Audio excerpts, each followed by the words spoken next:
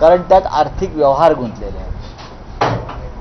आपापल्या माणसांना, आपापल्या ठेकेदारांना कामं देऊन पैसे काढण्यासाठी त्याने छत्रपती शिवाजी महाराजांनाही सोडलं नाही. ज्या शिवाजी महाराजांच्या नावानं हे राज्य चालतं, आपण सगळे जगतो आहे, त्या महाराजांनाही या लोकांनी सोडलं नाही. आणि ह्या निमित्तानं सरकारच्या वतीनं मुख्यमंत्री असतील, त्यांचे सहकारी असतील, अधिकारी असतील, इतकं खोटं बोलतायत की त्यांना जनाची मनाची कशाशीही लाज उरलेली नाही.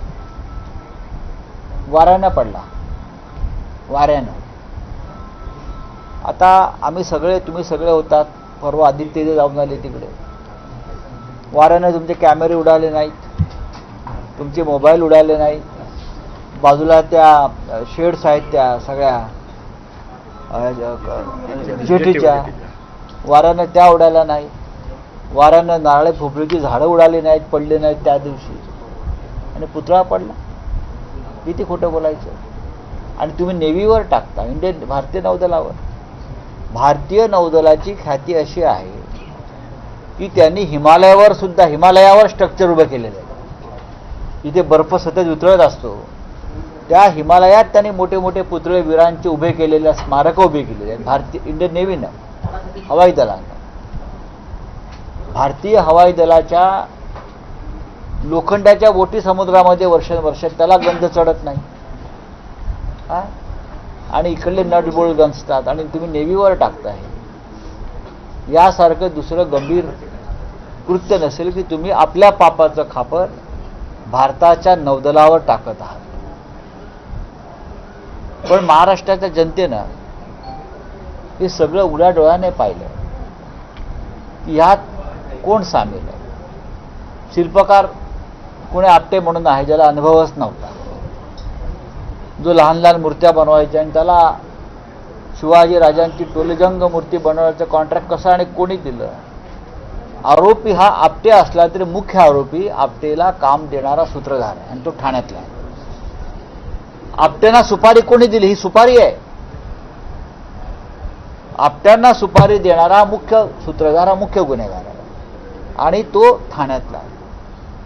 त्याशिवाय इतक्या अनअनुभवी माणसाला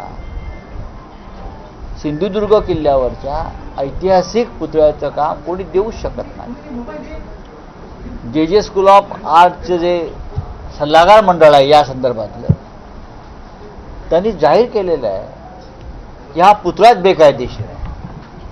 मुळात या पुतळ्याची रितसर मान्यता राज्याच्या सांस्कृतिक महासंचालनाकडनं घेतलेली नाही.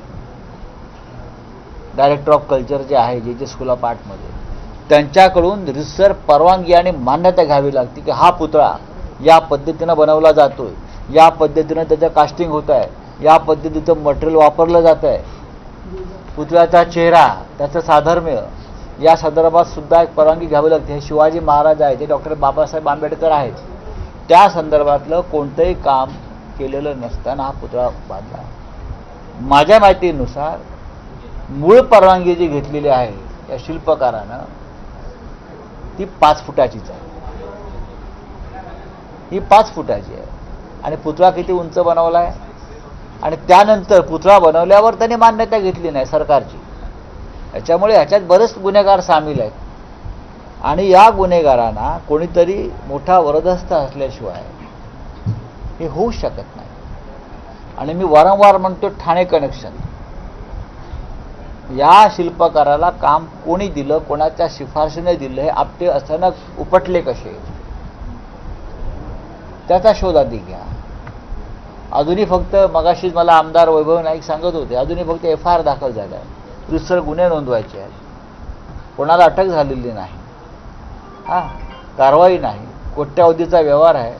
यात आता ED नाही, CBI नाही, लष्कराचे इंटेलिजन्स नाही, कोणी केलंय सगळं हे.